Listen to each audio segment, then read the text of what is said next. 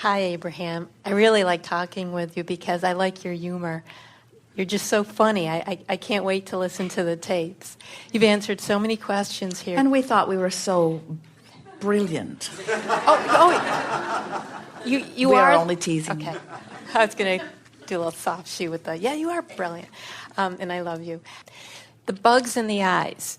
For me lately, it's been, and I really would appreciate your help in releasing the resistance of being bossy and not minding my own business, but feeling responsibility.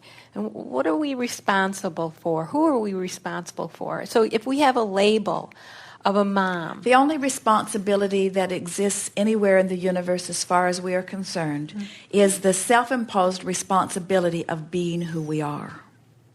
So mind my own business, what other people might think or say. Jerry and Esther had some great amount of time on the last cruise with 2 grandchildren and their parents. And Jerry and Esther had several opportunities to play with Laurel and Kevin. They are 7 and 4. And as they're playing together, they are having extraordinary fun time. All 4 of them are at the height of their game of life, laughing, feeling creative, in love with life. And the sounds of pleasant laughter are wafting through the doorway, down the hallway. And Kevin and Laurel's parents are standing outside for quite a long time, listening to the fun that's going on inside, not wanting to interrupt it. And then Father Mark says to his children, I used to have a lot of fun like you, but now I have to be in charge. That's that feeling. Yeah. Because as he was listening, he could feel the gay abandon that these 4 were living. Jerry and Esther felt no responsibility whatsoever for the outcome of these children's lives. And these children felt no responsibility whatsoever for the outcome of Jerry and Esther's lives. In other words, no one was worried about the outcome. All 4 of them were focused upon only one thing. How much fun can we extract from this moment in time? And how many kikis will join us? How much fun will we have? How much of us can rendezvous in this? And it was incredible, the creativity and the fun and the cleverness and the love and the joy that the 4 of them managed to focus there and now.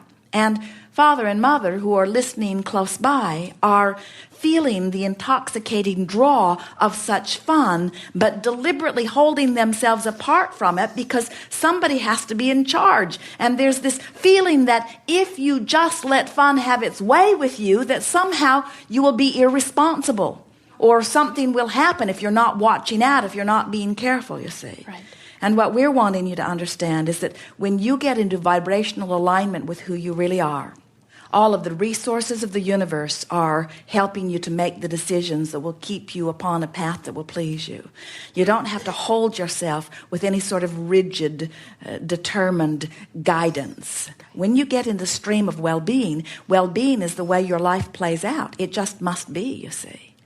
These parents are perhaps the most freedom-seeking, not only for themselves and for their children, but they still have this overlaying sense of responsibility that you are attempting to describe here. And in fact, you use the word, what is my responsibility? And that's why we say and mean your ultimate and only responsibility is self-alignment. And when you've got that, everything else takes care of itself. And until you've got that, you're just groping around out there in the dark, stumbling around, having some success and some failures, but you have no real sense of what you're doing, you see. Get happy, and then do anything that comes from that. So you're right. When you're having an experience where you feel grouchy, or where you feel betrayed, or where you feel dishonored, or where you feel that somebody could be more efficient, and you've been striving for efficiency all of your life and have brought it to an art, and it's hard to understand why others aren't willing to at least make the same effort, we say, you have to stop and ask yourself, what's really happening with me here? Am I succeeding in the only responsibility that truly matters?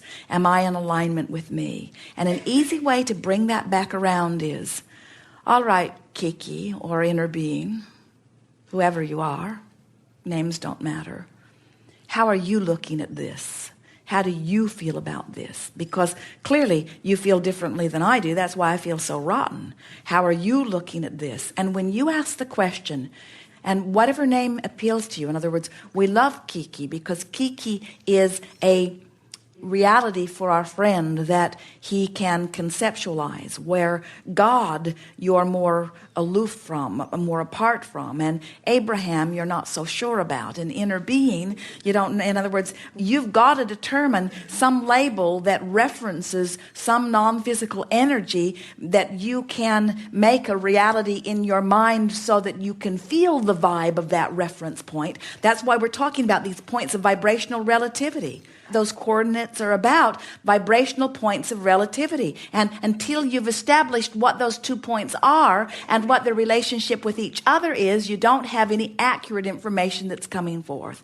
So we tell you again and again that that 1 point of vibrational relativity, which is who you really is always strong. It always feels good. It's always beaming a signal. You can always feel it. Just stop more often and see where you are in the vibe of that. If you're ornery, you're far apart from it. If you're overwhelmed, you're far apart from it. If you are feeling victimized, you're really far apart from it. If you are feeling revenge, you're pretty far apart from it. If you are feeling hopeful, you're not so far apart from it. If you're feeling optimistic, you're not so far apart from it. If you're beginning to believe that life is good, you're not so far apart from it. And when you know that you are worthy and that well-being is yours, then there is no discord in the vibration at all. You're sending one signal. And then your bossiness isn't bossiness. It's knowingness. It's confidence. It's loving guidance. It's powerful expectation. It's part of the signal that still calls. But everybody doesn't respond to it. They all can't hear it because some of them are too far from it. And that's when you start flipping out. In other words, when you get in alignment and you want them to just follow their bliss and come right to where you often are, that's one thing. But when they're over there in that place that you can't reach them, we think that's why you sort of freak out and go down there to try to rescue them. But don't do that. Stay up there and let them come to you or let them drown. Drowning is good.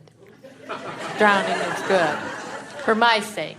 One last question. Let them come to you or let them find someone else as their intermediary teacher. And they will, right? They will. Every time. They will every time. Every time. Thank you. I love you. Yes, indeed.